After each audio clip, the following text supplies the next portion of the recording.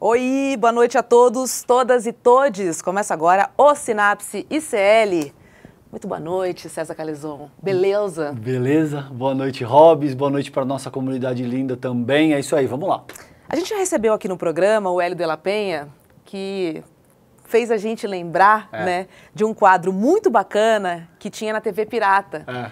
O quadro chamava-se TV Macho, que era muito legal e eu recomendo para vocês buscarem aí depois que acabar o programa, tá? Eu tô lembrando de TV Macho porque o nosso papo hoje é sobre masculinidade. E quem conversa com a gente é o Vinícius Rodrigues, que é antropólogo, produtor cultural, curador independente e também professor da Escola Fundação de Sociologia e Política de São Paulo, a famosa FESP-SP. Vinícius, seja bem-vindo ao Sinapse. Boa noite. Boa noite, César. Boa noite, Roberta. Tudo bem com vocês? Muito obrigado pelo convite. Muito feliz em participar da conversa. Obrigado, querida. A gente também está muito feliz com a tua presença, Vinícius. É um prazer te receber. Vamos lá. Vinícius, quem inventou essa história de que meninos usam azul, devem pegar todas e todos, meninos não choram? De onde vem isso, cara? Será que vem da própria construção do patriarcado? Exatamente, Roberta. Essa história de meninos de azul, meninas de rosa, enfim, todos esses estereótipos de gênero, eles são parte de uma construção histórica do patriarcado e da dominação masculina, né? Pensar que qualquer sociedade, qualquer comunidade, mas especialmente a nossa, né, sociedades ocidentalizadas, sociedades modernas, urbanas e por aí vai, elas têm uma série de hierarquias sociais. E nessas hierarquias há uma produção de estereótipos em relação àquilo que certos grupos devem fazer e que outros grupos devem fazer. Por exemplo, pensando homens e mulheres, esses estereótipos vão recair aí em relação aos homens e às mulheres como obrigações que fossem naturais para cada performance de gênero. Então, de fato, tudo isso é produto de uma construção histórica, né? Não há uma base, de fato, biológica ou natural para esses tipos de comportamento ou para esse tipo de ideia. Vinícius, e o que você classificaria como as características centrais dessa masculinidade hegemônica? A gente sabe, a Hobbes colocou alguma delas, por exemplo, de que você tem que ser viril o tempo todo, de que você não pode chorar, de que você, de alguma forma, deve se relacionar com quantas mulheres você... Conseguir, né? Quantas conseguir. Exato. O que mais você classificaria como característica central dessa masculinidade hegemônica? Bom, é importante lembrar que o conceito de masculinidade hegemônica foi criado por uma socióloga australiana chamada Raelwyn Connell, né, e é um conceito que está sempre sendo debatido, então ele não é um conceito, digamos, absoluto. Tem pessoas que concordam, pessoas que discordam. Eu concordo, né, mesmo tendo críticas ao conceito que não vale a gente explorar aqui. Mas, basicamente, é a ideia de que há um padrão de ser homem, né? E esse padrão ele é atravessado por vários recortes, vários marcadores sociais, e ele dita um certo tipo de comportamento. Então, esse padrão hegemônico de ser homem, por exemplo, numa sociedade como a nossa, ele é o padrão de ser homem ocidental, a partir de uma lógica de construção social e de gênero da Europa, né? Porque somos um país que foi colonizado historicamente, então a gente tem muita influência desse tipo de masculinidade hegemônica. Geralmente, quando a gente caracteriza, né, essa masculinidade hegemônica e pensa esses marcadores, a gente pensa que são geralmente homens brancos, que estão em posição de poder, que são compulsoriamente heterossexuais, né, em alguns países majoritariamente cristãos, e assim vai. Todas essas características que são muito familiares ao Ocidente. Perfeito. Será que eu posso colocar nesse guarda-chuva aí da masculinidade hegemônica os homens que não deixam as mulheres falarem, os homens que interrompem as mulheres, os homens que desrespeitam, né, tudo que seja diferente e contrário? Porque eu sinto, Vinícius, não sei se você concorda comigo, que a masculinidade, ela se sente... eu posso dizer que invadida, né, em certos locais ou em certos ambientes que são destinados a eles, né? A oratória, que é destinada a eles, né? Um estádio de futebol, que é destinado a eles, sim. Enfim. Você concorda comigo? Concordo plenamente, né? Os espaços também de socialização, de lazer, eles são generificados. Você deu o exemplo dos estádios de futebol, por exemplo. A gente pensa, né, que tem muitas mulheres que gostam de futebol e não se sentem à vontade no estádio por causa do comportamento dos homens, né? E outro exemplo que você trouxe que é bem interessante é a fala, né? Como os homens sempre se apropriaram dos espaços de fala, porque a gente que sabe que falar, se comunicar é poder também, né? E os homens, em uma sociedade patriarcal, eles estão aí criando um monopólio, né? Tem criado historicamente um monopólio do poder. Então acho que faz muito sentido sim a gente pensar que há um certo ressentimento, né, de uma masculinidade hegemônica, tradicional, que hoje vem sendo criticada por causa do avanço do movimento feminista, dos movimentos feministas, da luta das mulheres em geral, né, independente de serem feministas ou não, ou de se auto-intitularem como feministas. Mas há sim um ressentimento porque as mulheres começam a, de fato, questionar, né, começam a disputar o poder com esses homens, né, começam a produzir políticas que beneficiem a sua classe, e esses homens começam a se colocar de forma ressentida, né, isso intensifica certas práticas machistas. Uhum. E Vinícius, a gente sabe, me corrige se eu estiver errado, se você discorda, mas eu acredito que, por exemplo, essa masculinidade tóxica, hegemônica, é o substrato filosófico que potencializa feminicídio, que potencializa agressão contra a comunidade LGBTQIA+, que proporciona uma série de violências de todas as ordens, né?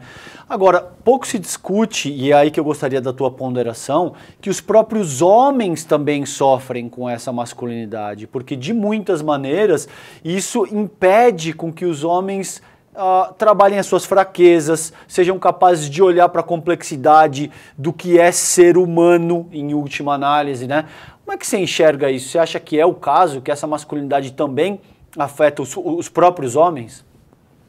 Nossa, César, perfeito, perfeito. Eu acho que sim, né? E eu acho que justamente por causa desse ressentimento hoje, dessa apropriação de certos espaços que eram dedicados aos homens pelas mulheres, elas começam a participar desses espaços, os homens ficam um pouco deslocados, né? Em um dos sentidos desse deslocamento se dá porque, primeiro, você precisa alcançar uma masculinidade hegemônica, que de fato é só um modelo vazio, que não existe, né? É só uma ideia que os homens têm do que é ser homem, mas isso não condiz com a realidade, porque a gente pode criar essa masculinidade da forma que a gente quiser, a gente pode experimentar o que a gente quiser, e isso não vai fazer com que deixemos de ser homem, né?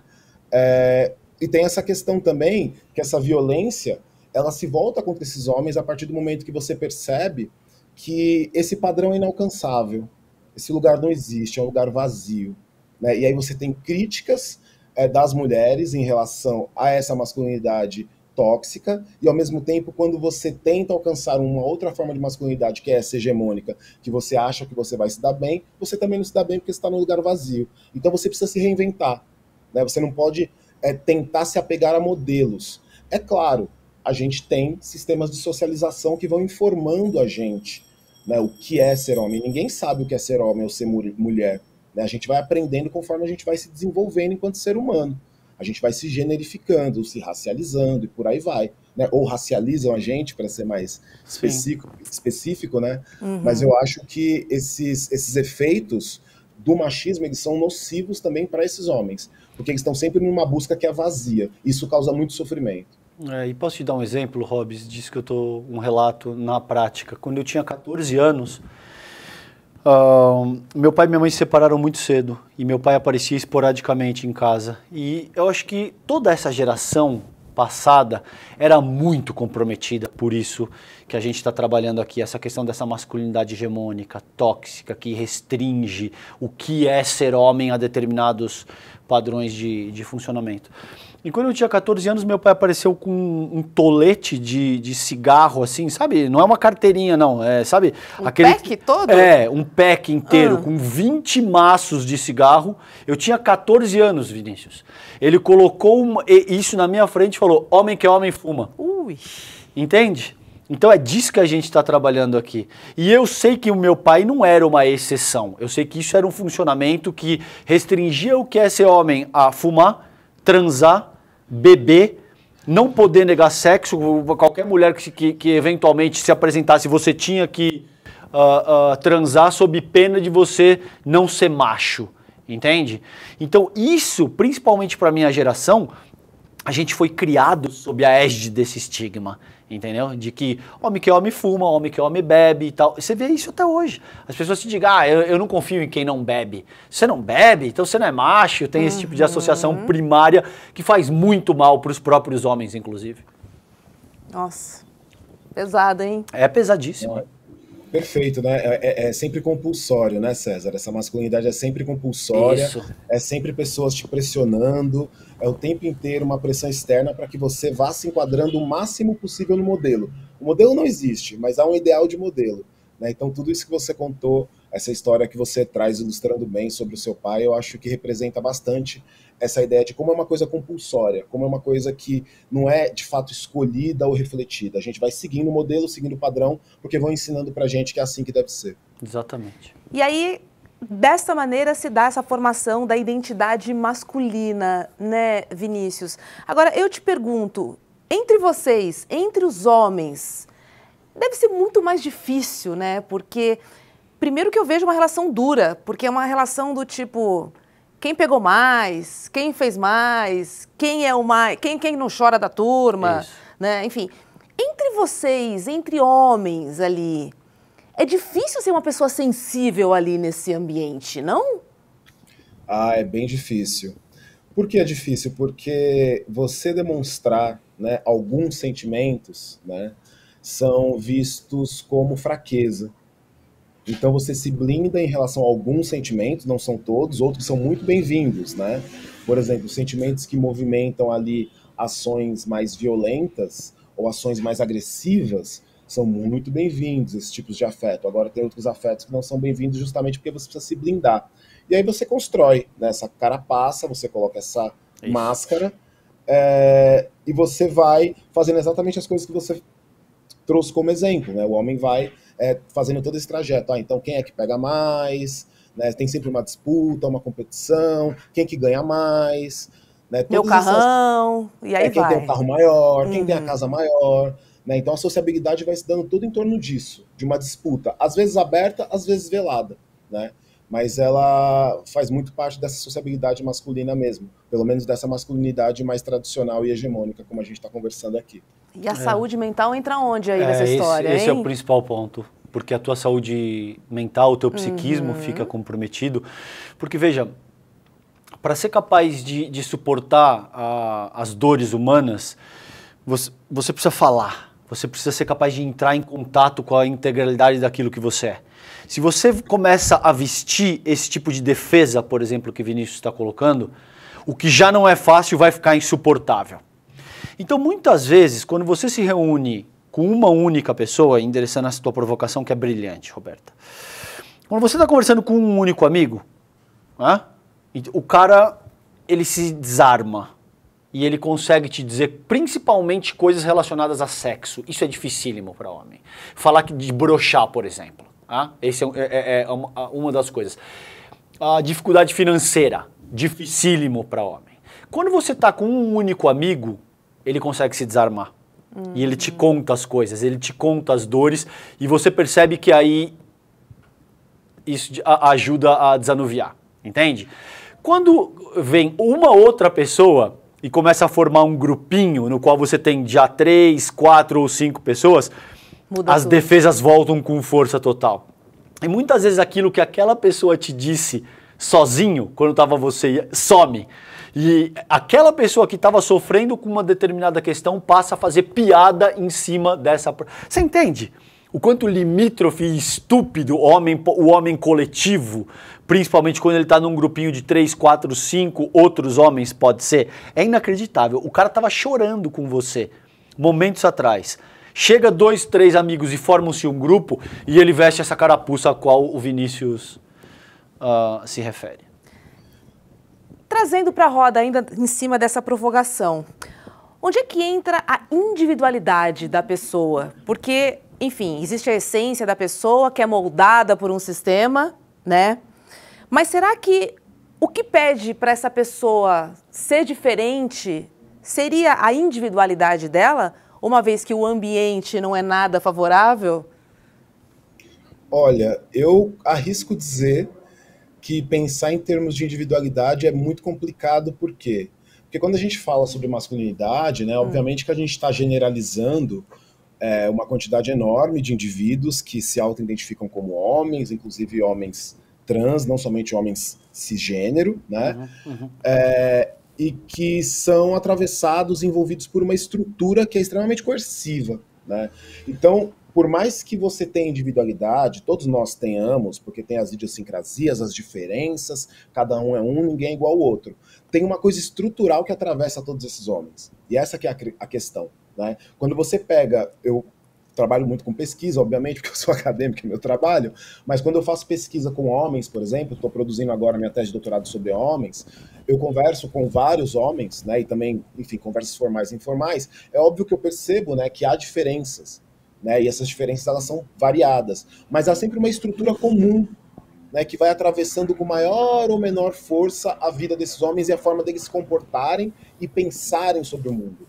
E muitas vezes também não há muito espaço para você pensar na subjetividade, né? Para você pensar no sentido de que você precisa fazer uma autorreflexão, você precisa pensar em si mesmo, entender os seus processos, se abrir para certas coisas, não há tempo para isso, né? Porque é sempre uma ideia de se autoafirmar, né? De competir, né? De sempre estar à frente do outro, de nunca se deixar colocar por baixo numa situação.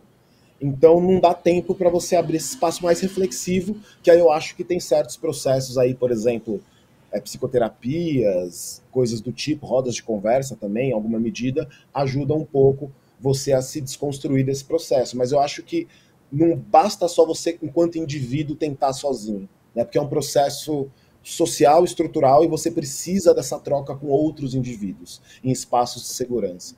Genial. Eu acho que você ouviu alguém ao longo dos últimos meses dizer que o desenvolvimento humano é histórico e cultural. Acho que você me ouviu dizer quase nada, né?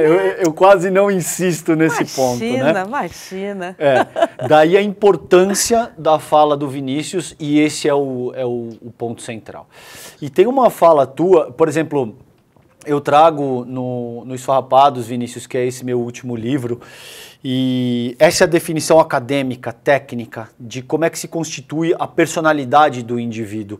E com base em Vygotsky, eu argumento que a personalidade do indivíduo é um processo hipercomplexo, mas que passa, de muitas maneiras, pelo teu tempo autobiográfico e o teu contexto histórico geracional. Ou seja, é uma soma dessas duas coisas. Uma engrenagem, né? O teu tempo autobiográfico e o teu contexto histórico geracional. Por isso que é muito difícil resolver isso sem endereçar essa camada mais profunda que Vinícius está propondo aqui. Agora, tem uma fala tua que quando a Hobbes trouxe pro nosso roteiro aqui eu achei genial, que é o seguinte, abre aspas, você diz, não existem masculinidades saudáveis no capitalismo neoliberal.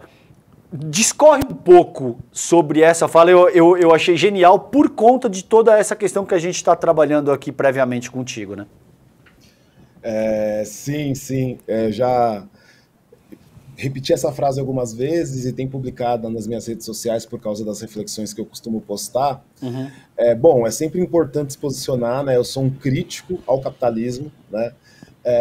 Nós sabemos que, como o César trouxe, os processos humanos são históricos, né? O capitalismo também é histórico, ele já não existiu, ele pode deixar de existir novamente em algum momento, e eu sou crítico ao sistema porque eu acho que não é a melhor forma de vida para nós, e a gente está vendo aí o calor que a gente está vivendo, todas as tragédias ambientais que estamos vivendo, enfim, é uma questão complexa. Mas pensando nas masculinidades dentro do capitalismo, né, pensar que o capitalismo também é um sistema de competição.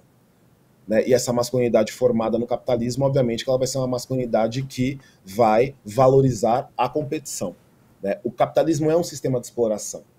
A gente, no capitalismo, é ensinado a interpretar a desigualdade como natural. Então é óbvio que a gente vai olhar para as mulheres, que no caso são a nossa diferença, né? A nossa alteridade, né? a nossa outra parte de diálogo na vida, de produção de sociedade, de produção de vida mesmo, reprodução, né? A gente vai olhar de forma desigual.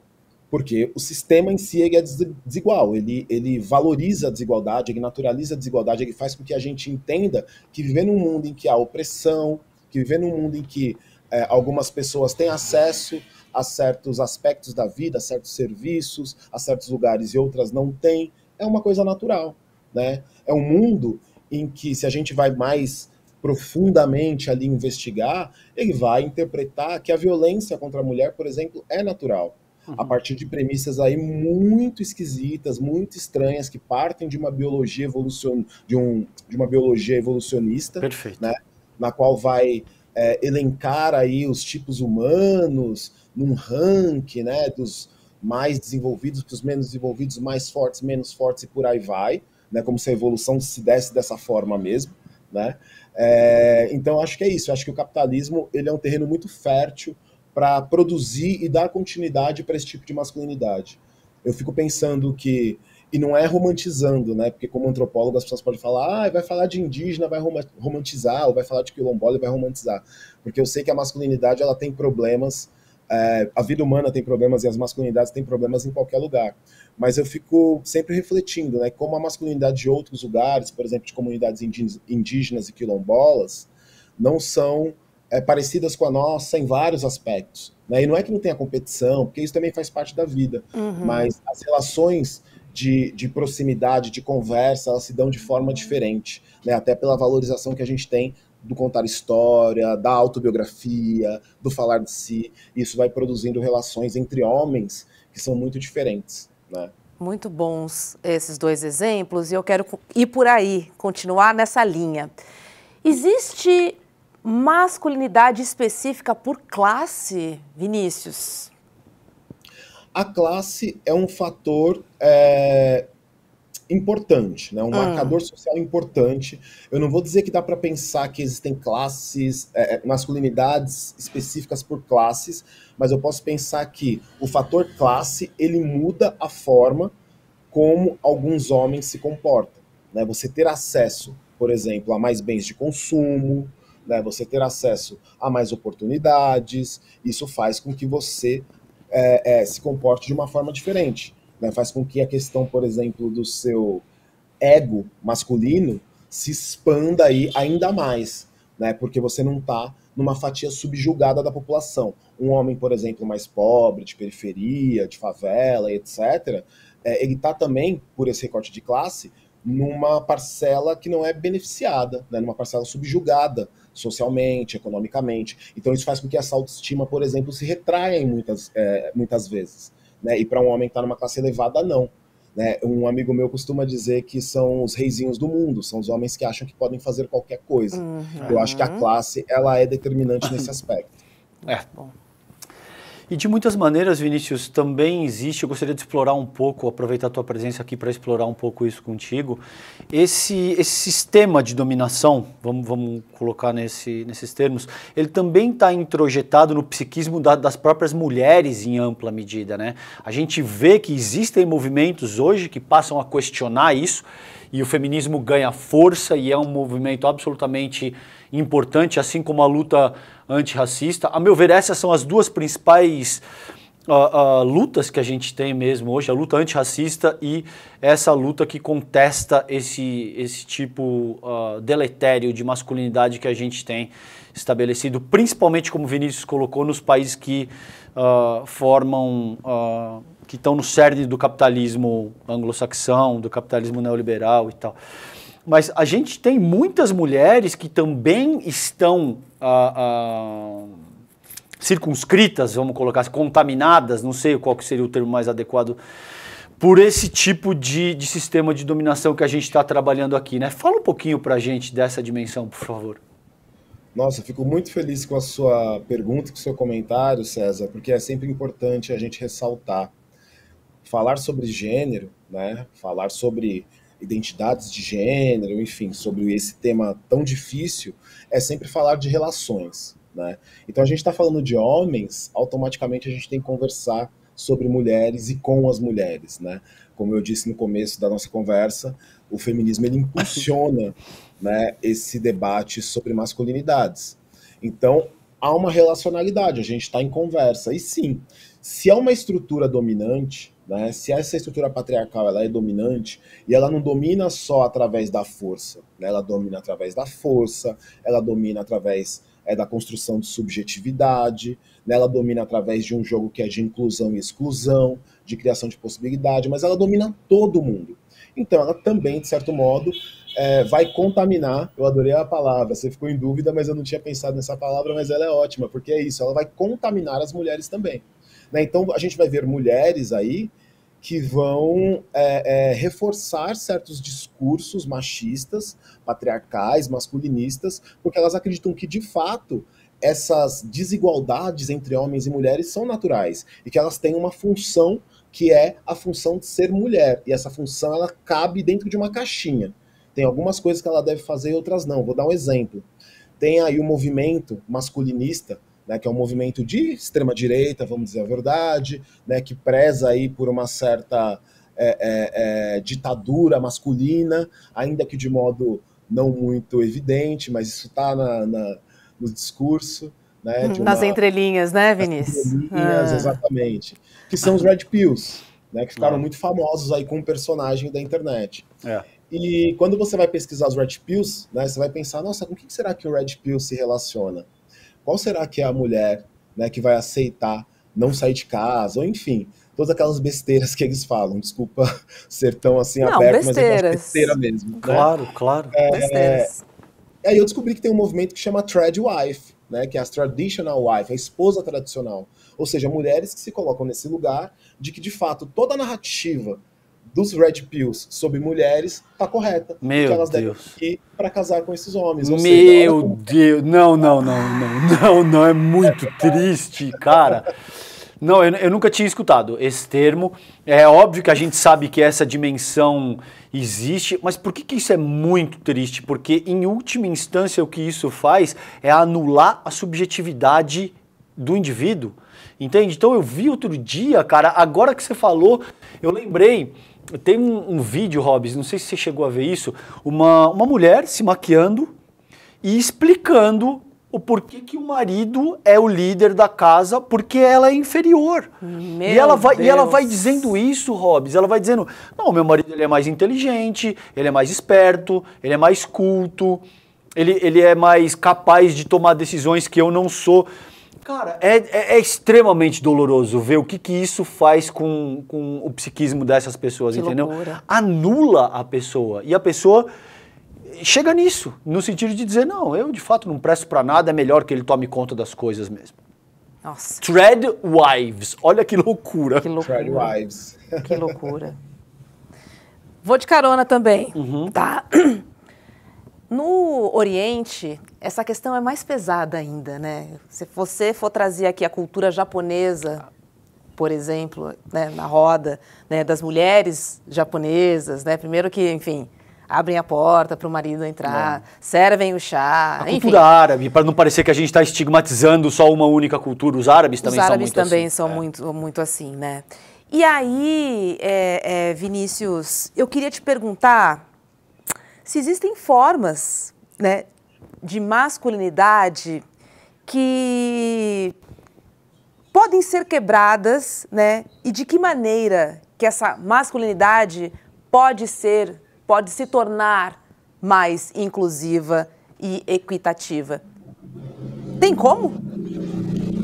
Olha, tem como. Não existe fórmula, mas eu acho que todo esse movimento que tem surgido nos últimos anos de homens refletindo sobre masculinidades é porque tem um movimento acontecendo. Ainda que ele não seja um movimento que esteja desestruturando a sociedade, aos poucos eu espero que ele vá ganhando corpo. Uma das coisas que eu acho fundamentais e que já foi colocado, acho que o César comentou, você também comentou, né, que a gente estava falando de sociabilidade, é a fala, né, a possibilidade da gente se expressar e da gente trocar coisas, né, ideias, sentimentos sobre nós mesmos que não sejam só no campo da superficialidade, né, que eles consigam ir num campo mais profundo. Né, quando o César estava contando, né, sobre os amigos, quando tem dois amigos você consegue conversar, quando junta vários, aí a conversa já desanda. e eu concordo plenamente com ele. Mas eu acho que hoje, né, é possível criar espaços de segurança, tem várias rodas de masculinidade, tem muitos eventos acontecendo, tem terapeutas, psicólogos, psicanalistas especializados em masculinidades, tem um Memo, que é, enfim, um grupo, aí, um coletivo de pessoas que fazem várias ações pensadas em masculinidades. Então, acho que hoje tem caminho. É claro que é sempre um caminho tortuoso, difícil, porque é difícil a gente começar a repensar tudo aquilo que a gente aprendeu a vida inteira. Eu mesmo, né, não gosto de trazer exemplo pessoal, mas hoje eu vou me dar liberdade. Eu comecei a pensar isso a partir de 2015, mas foi quando eu entrei num colapso nervoso, né, eu tive crise de ansiedade, com uma série de coisas que eu pensei que estavam relacionadas ao trabalho, e eu descobri que sim, estavam relacionadas ao trabalho, mas estavam relacionadas com a forma enquanto eu, homem, lidava com o trabalho, lidava com as minhas relações amorosas e afetivas, né? Porque tipo, tem a relação amorosa afetiva, ela também é um disparador muito grande. Para mim foi um dos fundamentais, também um dos principais. Né? Então tudo isso foi juntando uma série de coisas que fez com que eu fosse procurar ajuda. Primeiro com roda de masculinidade, depois com terapia, enfim, procurando outros processos, para começar a pelo menos refletir, desconstruir certas coisas. Então eu acho que tem um caminho para os homens, eu acho que tem homens pensando nisso, tem espaços, mas basta querer, de verdade. Né? Tem que ter ali foco, que isso vai te fazer bem a longo prazo, que você vai poder experimentar a sua vida, a sua masculinidade de uma forma mais leve, né, menos agressiva, menos competitiva, menos violenta, e criando relação de afeto com outros homens, o que é maravilhoso. Né? Me parece que o sentir para a masculinidade é algo ameaçador.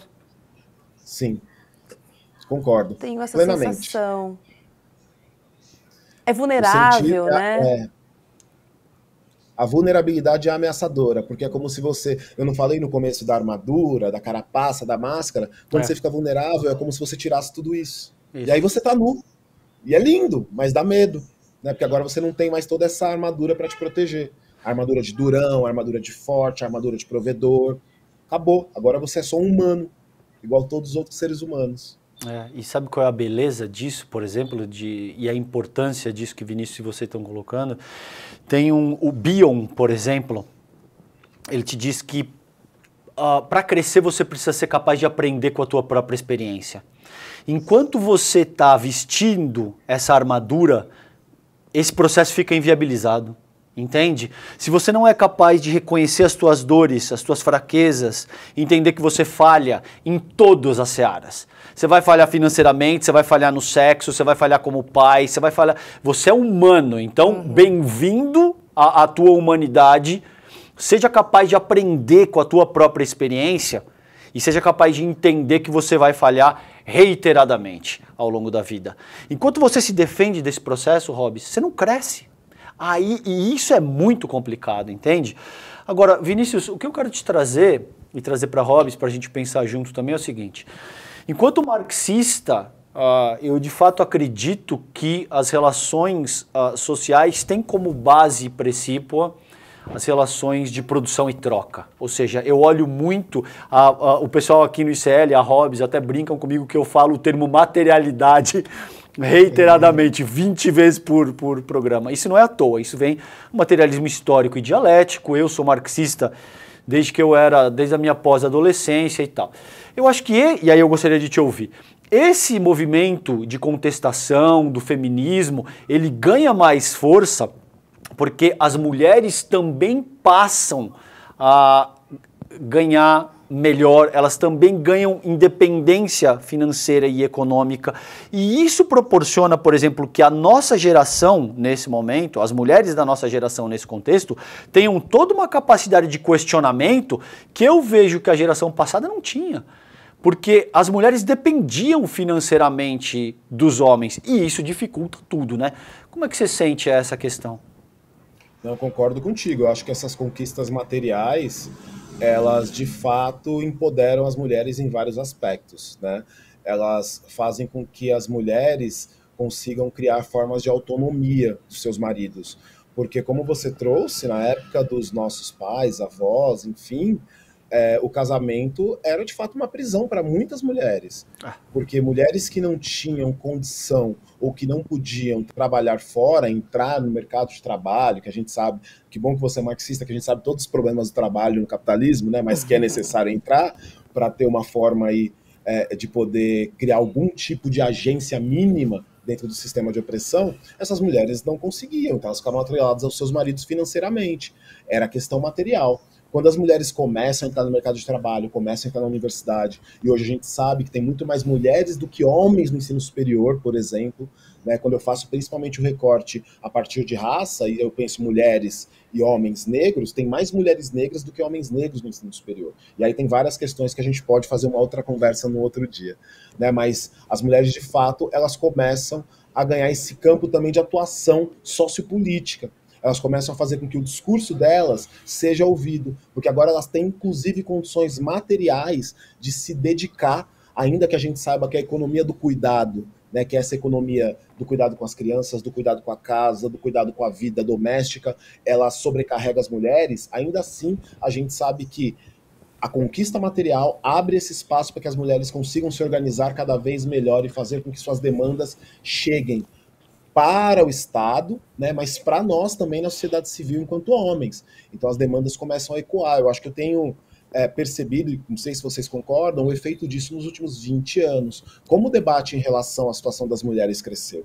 Como esse debate fez com que a gente tivesse que se pensar enquanto homem também. E isso tem um fundo que é material. Eu concordo plenamente, essas conquistas são muito importantes. Nossa, total. A independência financeira não te obriga mais a suportar e tolerar ninguém. Ninguém. Isso é fundamental, César. Isso muda tudo. Isso muda tudo. Agora, falando em mudança, né? Vamos falar sobre masculinidade não hegemônica dentro desse sistema capitalista aqui. Quais são as principais barreiras? Porque eu tenho a sensação de que o capitalismo alimenta a masculinidade hegemônica, certo? Certíssimo. Exatamente, alimenta. Ele é o pano de fundo para a construção desse personagem falido aí, né? Então, pensando nas masculinidades não hegemônicas, aí eu posso pensar a partir de duas perspectivas. Uma tem as masculinidades que são não hegemônicas, mas querem se pretender hegemônica, que podem ser masculinidades de pessoas negras, indígenas, até mesmo pessoas trans, homossexuais, mas que têm esse tipo de masculinidade como um exemplo, né? Porque não necessariamente porque você está fora do enquadramento principal, que é o homem heterossexual, branco, que você está livre de ser um homem hegemônico local, do seu grupo, né, para o seu recorte social. Porque você pode reproduzir as mesmas violências desses homens, e geralmente é o que acontece.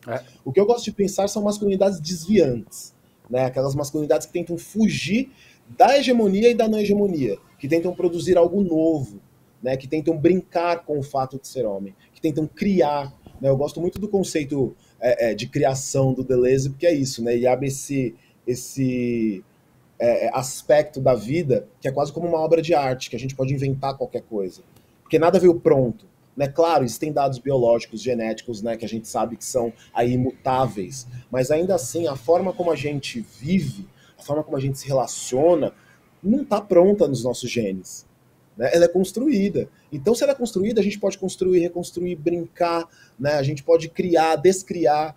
Existem um campo de possibilidades muito amplos. Então, eu gosto de pensar para esses homens que estão procurando, né, pensar aí suas formas de rever a masculinidade, de problematizar, de criar outros tipos de relação, que é criar desvios, né? Que é pensar como eu faço para fazer de uma forma que eu me sinta bem e que eu perceba que eu não estou violentando ninguém, ou quase ninguém, numa sociedade violenta, né? Mas que eu perceba conscientemente quais são as minhas ações que violentam, que oprimem as pessoas, que oprimem as mulheres, que oprimem pessoas homossexuais, pessoas trans, e qualquer tipo de pessoa, oprimem outros homens, né? Então eu acho que desviar desse caminho aí da masculinidade hegemônica, e não necessariamente ser a masculinidade não hegemônica, eu acho que é interessante, né? Ser contra-hegemônico, digamos assim.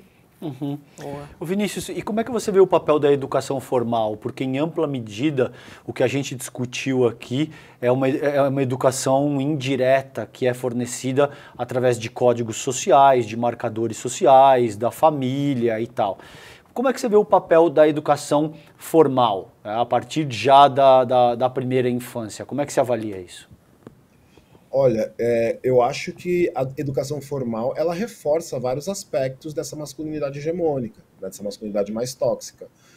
Eu acho que desde o começo da socialização das crianças, muitas professoras, muitos professores, educadores e educadoras, eles incutem na criança que há uma divisão muito radical das atividades, por exemplo, da infância, da brincadeira, por exemplo. Né, o incentivo aos homens participarem de atividades esportivas ou atléticas, que é correr, subir no pula-pula, girar no gira-gira, pular do escorregador, e incentivam as meninas a ficarem sentadas brincando de boneca, de areia, de casinha. E aí você já cria o quê? A gente já sabe que existe um dismorfismo sexual, né, para usar o conceito que nada mais é do que as nossas diferenças biológicas naturais. Os homens terem mais músculos, as mulheres terem menos, isso é natural. Mas a gente incentiva uma produção de corpo e uma produção de relação entre os homens que é pautada em coisas que também poderiam ajudar as mulheres a sobreviverem.